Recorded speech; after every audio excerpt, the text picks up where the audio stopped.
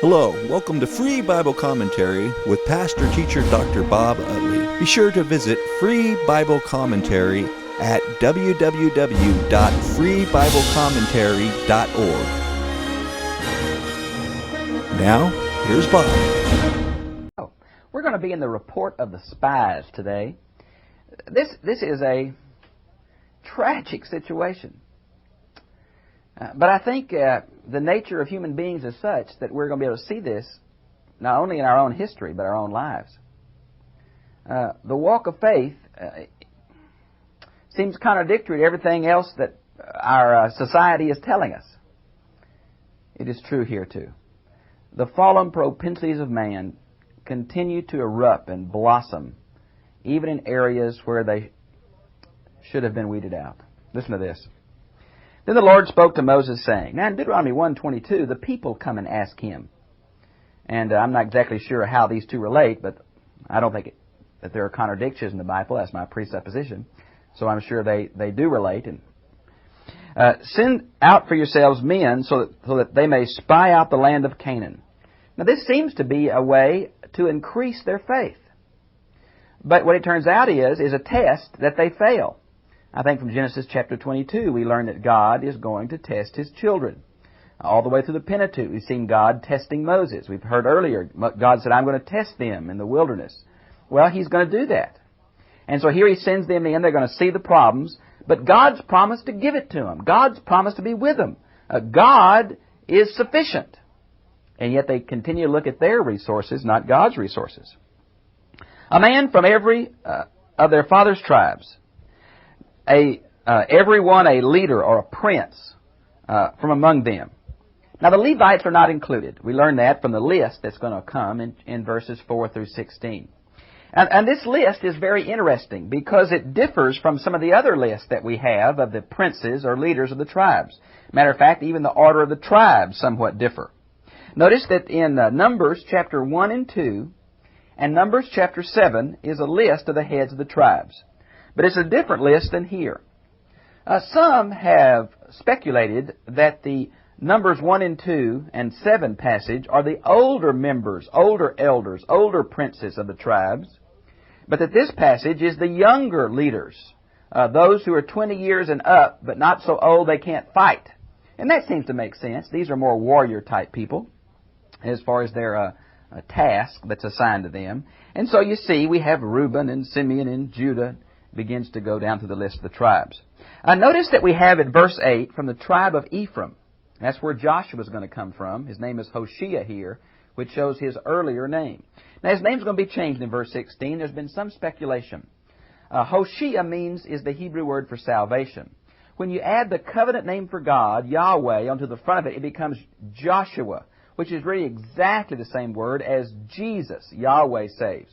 And since from Exodus 6:3 we know that Yahweh was new to the Hebrews, or at least its true meaning, this shows the ancientness of this passage where his name was Hoshea, but the covenant name is going to be added on later when he becomes the second in command of Moses and later the successor of Moses. But what's surprising is in verse 11 it says, from the tribe of Joseph, from the tribe of Manasseh. Now there is no tribe of Joseph because Ephraim and Manasseh become the two half-tribes that take over Joseph's possession. And Joseph receives the inheritance of the firstborn, double possession. Now Judah receives the spiritual inheritance, but Joseph receives the physical inheritance, the double blessing. And so it really should be Ephraim should go down with the tribe of Joseph. And why they're split, we're just not sure. Then notice it mentions in verse 17 a geographical description of where they are to go. Then Moses sent the spies to the land of Canaan and said, go up there into the Negev. Now it means the dryness, and it's used for the southern area below Beersheba. It's really an uninhabited pasture land. Not enough rain to cultivate crops, but enough for desert grass to grow where animals can graze. And you'll see what the land is like, whether the people who live in it are strong or weak, whether they are few or many, and how is the land of which they live, is it good or bad? How are the cities, are they like camps or fortifications? How is the land, fat or lean? Are there trees in it or not? They're kind of do a geographical summary to look at the cities, look at the people, look at the fruit of the land, and come back and report. Now, notice it mentions in verse 20, now the time was the time of the first ripe grapes. This is going to be late July. Now, if we compare this with chapter 10, verse 11, we know it's about 2 lunar periods since they left Mount Sinai. Now, it's not all that far geographically as you look from the traditional site of Mount Sinai to Kadesh Barnea, but we're talking about 1.5 million to 3 million people. Wouldn't take very long for a small group to, but for that large group, old men, women, carts, animals, took quite a period of time. Now, of course, they're at Kadesh, which is the major oasis of the Sinai Peninsula, and they stayed there for a long period of time. So verse 21, so they went up and spied the land from the wilderness of Zin. Now look at your map in the back of your Bible. The wilderness of Zin, S-I-N, Sin, down in the southern area of the Sinai Peninsula is where we think Mount Sinai is. The wilderness of Zin, 2 different Hebrew letters, is up very much close to Kadesh Barnea. The wilderness of Paran is on the east, and the wilderness of Zin is in the middle, and the wilderness of Shur is a little more over to the west. So here they come to the wilderness of Zin, as far as Rehob at Lebo Hamath. Now we learn from the Numbers 34, verses 1 through 12, that this is very much to the north. Now, a little commentary that I like very much when it's available is the Tyndale Old Testament series. This particular one is done by Wenham on Numbers.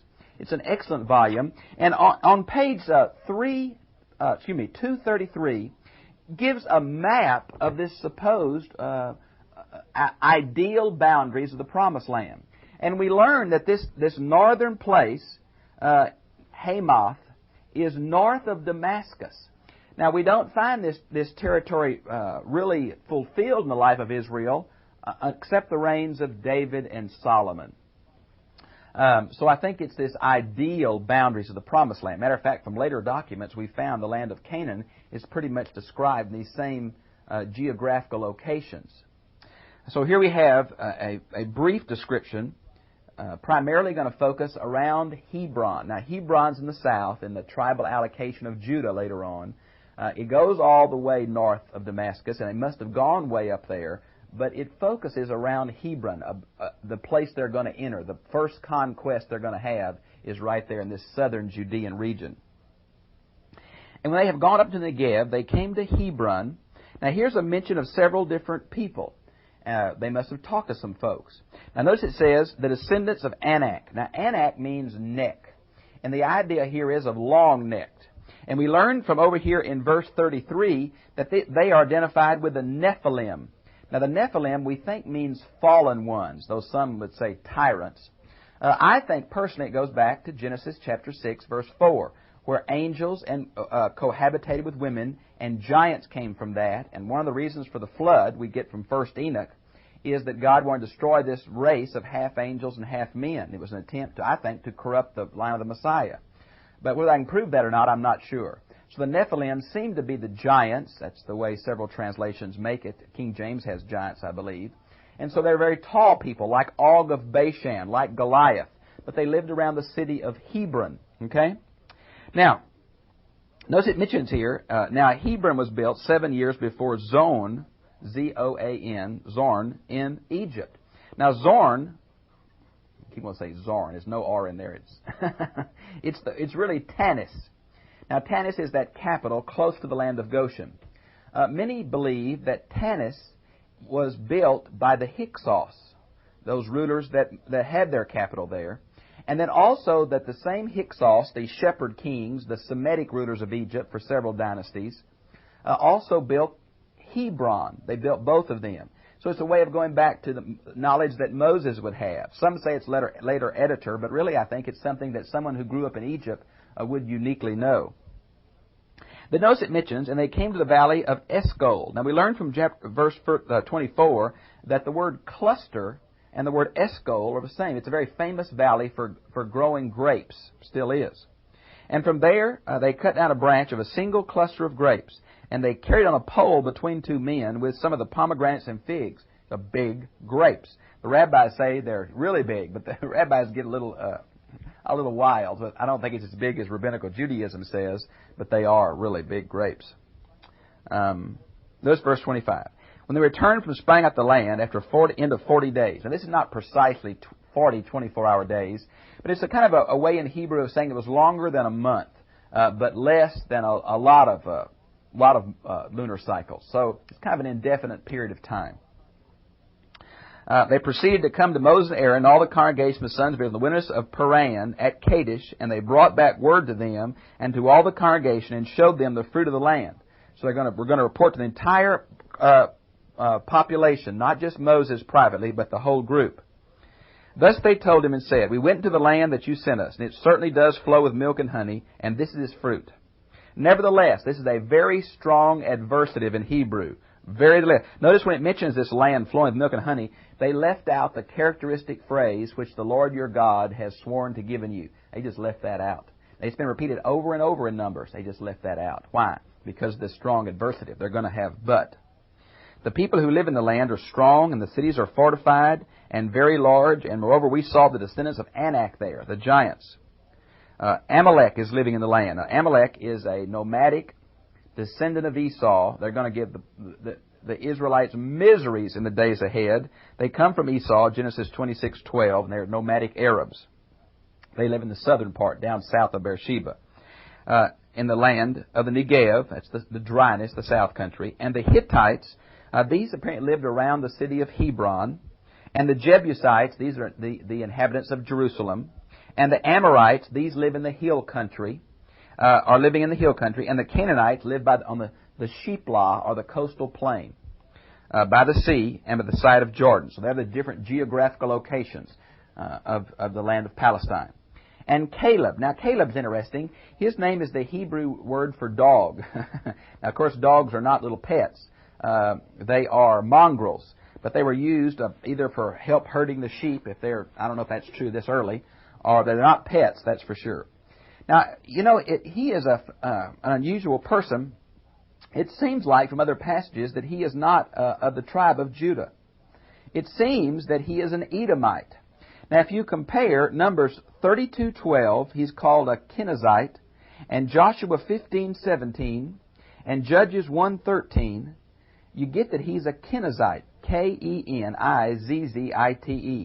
If you take that back to Genesis 36:11 and 1 Chronicles 1:53, you get that he's a descendant of Esau, of Edom. How he was incorporated in the tribe of Judah, I'm not sure, but he sure becomes a leader. This also is kind of like Rahab. Here's a person of great faith in the midst of the people of God. It's irony. The people of God are rebellious. Here's a foreigner who has more faith in the people of God, like Rahab, like Ruth. Now notice it says, quieted the people before Moses and said, "We should by all means go up and take possession of it. We will surely overcome it. But the men who had gone up with him, we are not able to go up against the people, for they are too strong for us." Now, they'd forgot the factor of God. They were looking at their own resources. Aren't you glad we never do that? Take our eyes off God and look at what we have, what's around us, the circumstantial nature of life. Isn't this what happened to Peter when he walked on the water? He took his eyes off Jesus and looked on the wind and the waters. I think we do it all the time. These folks said, "We just don't have the resources to do this." And Caleb said, "With God, we have all the resources we need to do this. His promise is involved with this. This is to fulfill His ancient promise to our fathers." And it wasn't even His fathers. So they gave at the sons of Israel a bad report of the land which they had spied out, saying, "The land is through which we have gone in spying it as a land that devours its inhabitants." Now, this was a lie. It wasn't a land that devours. It seems to be they were just making this up. Now, this in the book of Leviticus, this kind of phrase is used several times. I think it's Leviticus 25. But really, I'm not sure that's what it really... I'm not sure this was fact. If it is fact, it seems to refer to the fact that there was a lot of internal wars, maybe, or that there was harsh natural conditions. Now, we'll see Leviticus 26:38 and Ezekiel 36:13. Now, was this true? Was the land bad? No, the land was fruitful. It seems they're trying to make an excuse of why they don't want to go there. And then when that didn't work, they say, and by the way, we saw the giants there, King James, men of great size, the Nephilim, the Anakim. So they're saying the land is not good and it's got giants there, fortified cities. We can't do it. There are also the Nephilim, the sons of Anak are part of the Nephilim, and we became like grasshoppers in their own sight. Here's exaggeration. Not trust in God, but exaggeration. They weren't that tall. Notice chapter 14. Then the congregation lifted their voices and cried, and all the people wept that night. And the sons of Israel grumbled against Moses and Aaron. Well, isn't that the characteristic pattern. They don't like what God has done. They gripe against the leaders. The whole congregation said to them, "Would that we had died in the land of Egypt. Oh, that we had died in the wilderness." Look at verse 3. "For it would be better for us to return to Egypt." What a theological heresy.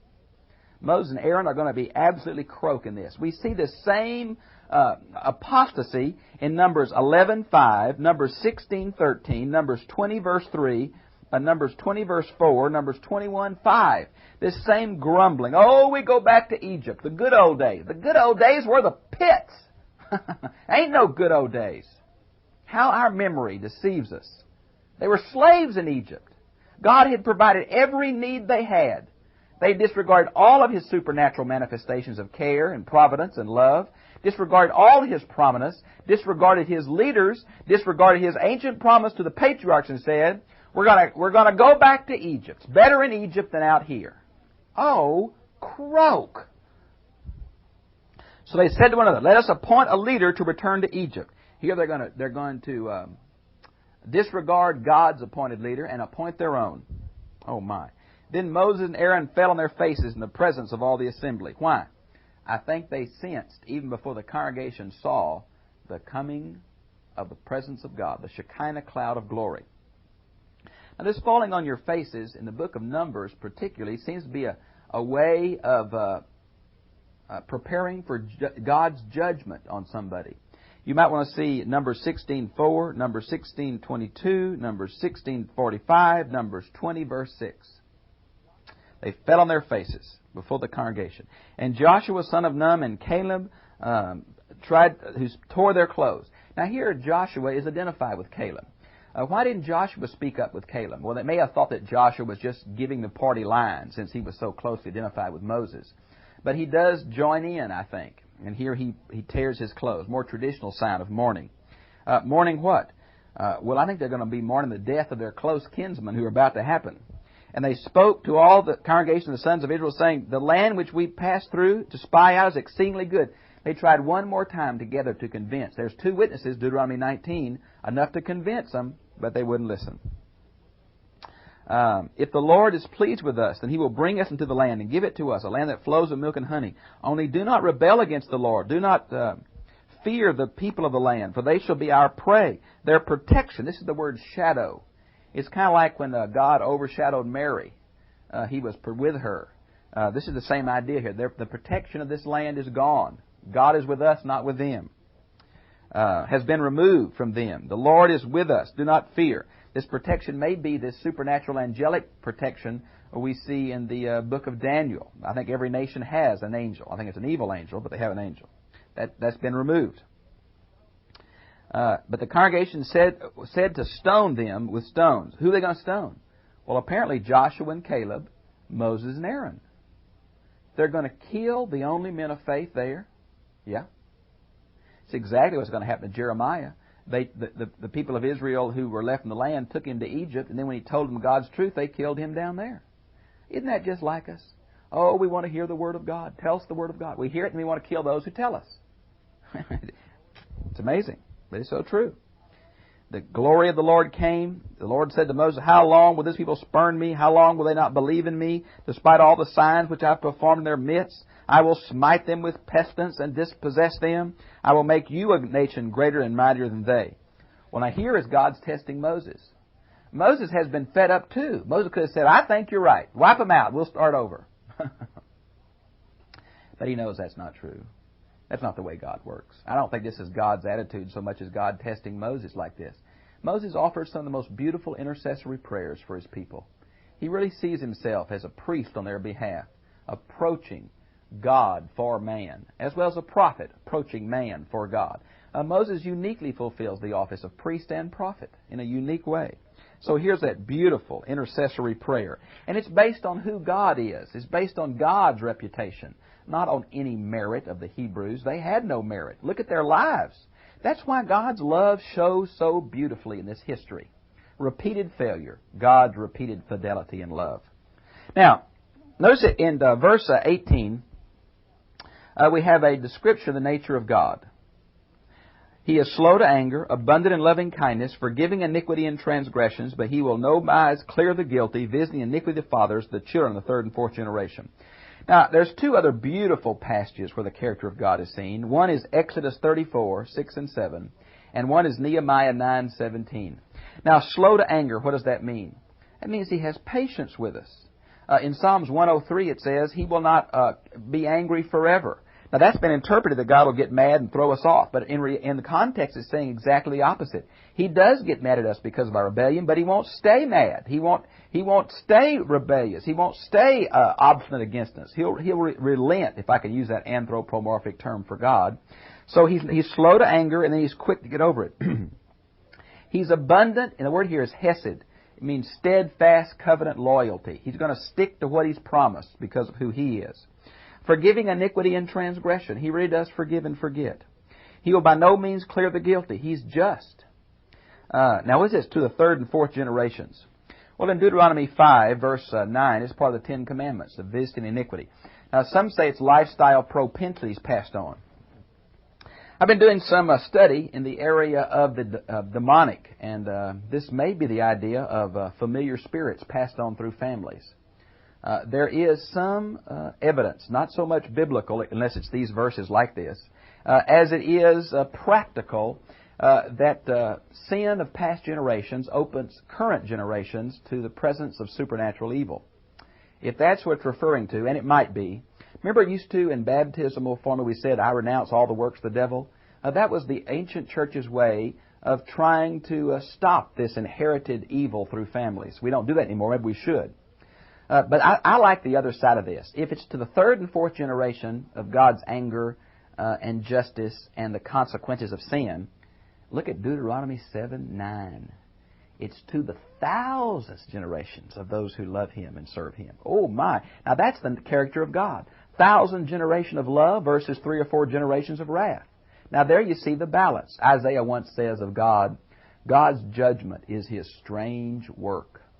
Now, the character of God is not in let's wipe them out, Moses, and start over with you. The character of God is what Moses says here in verse 18. I think that's very, very important. We see that.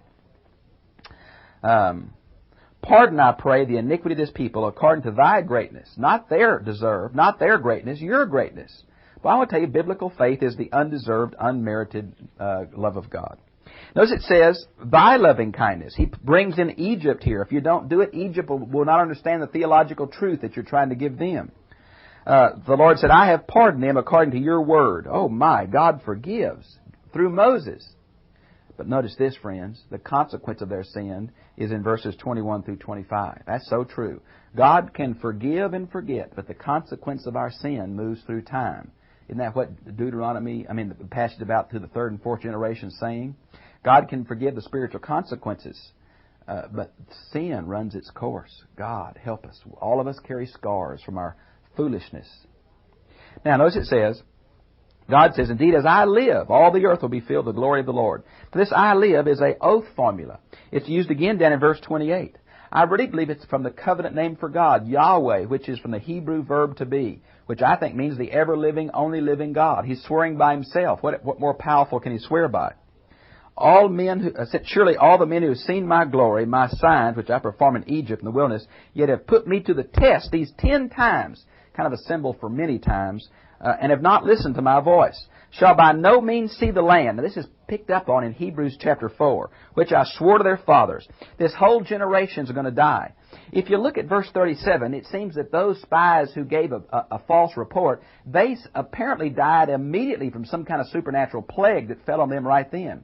And then the rest of the people are going to die before their children can inherit the land. And that's kind of irony, because basically they said our children are going to be prey to these folks. No, they're going to be the possessors of the land that you refuse by faith to enter into. Notice it mentions here his servant Caleb, who had a different spirit. And this is not the idea of the Holy Spirit. It's his human spirit spoken of, who has followed me fully. Oh, what a wonderful scriptural reference to a man. Him and Joshua are going to enter. We learn not even Aaron or Moses are going to enter. And I shall bring him to the land which he entered. His descendants shall take possession of it. We learn from Deuteronomy 1:36 that, and later on in Joshua, that Caleb is going to take this very area of Hebron where the giants are for his possession. Boy. Now in verse 25, they're told to turn around and go back toward Egypt. It's kind of irony. They want to go back to Egypt. They're going to have to go back that way in the judgment of God for 40 years. And the Lord spoke to Aaron and Moses, saying, how long shall I bear this evil? Now, this is a kind of a summary again, verses 36 through 35. Goes over the same number of things. Really kind of a repeat. This is not a sign of another source being combined. This is a characteristic of Hebrew literature that it goes back over it and over it again. Apparently, it's a way of helping them remember it. Notice in verse 33, the son shall be shepherd for 40 years in the wilderness. Suffer for your unfaithfulness. And the word here is whoredoms. They went spiritual a-whoring after other gods, is usually how it's used. Here they just didn't believe in Yahweh. And here we have the aspect of the results of that. Notice it mentions a year for every day of the spies went in the land. Now, dispensationalists use this as a key to prophecy. But this is not talking about all prophecy. It's just this one judgment. You can't extrapolate this to all a day of a year. That theory just won't work, I don't think. It's reading too much into the Bible to make our theories fit, not to interpret the Bible. I, the Lord, have spoken. Surely I will do this. Now, this is the key to all of our promises. God said it, that settles it, is the nature of our faith. We trust God because He said He would do this or that. Folks, that's what biblical faith is all about, taking God at His word. God says, I'm just. You can depend on me. What I say, I'll do. Wow. Hallelujah. Verse 37 is the plague that falls on the spies themselves, the other 10 that are going to die. Now listen, verse 39 through 45, God help us. What are they going to do? They're going to say, oh, Moses, you're right. We didn't do good. But we've repented now, and we're going to take the land by faith. Moses said, don't do that. You've been judged. You've got 40 years sentence now on you. You've got to go through that. He said, oh, no, God, we're going to do it. We're going to do it, God. Watch. So Moses didn't leave the camp. The Ark of the Covenant didn't leave the camp. But some of these rash young men went up and tried to take the land. They attacked right the area they were going to originally go. And they got the hound beat out of them. Why? Faith's the difference. Friends, we can do anything with God. We can't do anything without Him. This was an act of rebellion, not an act of faith anymore. Sometimes our faith is really presumption. That's what it has here. You say, well, Bob, how do you know the difference between presumption and faith? I'm not always sure I do know. But I want to tell you this, there is that which does not issue in faith, but looks spiritual. Be careful of that. When God speaks, we must listen to Him. Well, I've really enjoyed being with you, and I'll see you again, same time, same place next week. God bless you.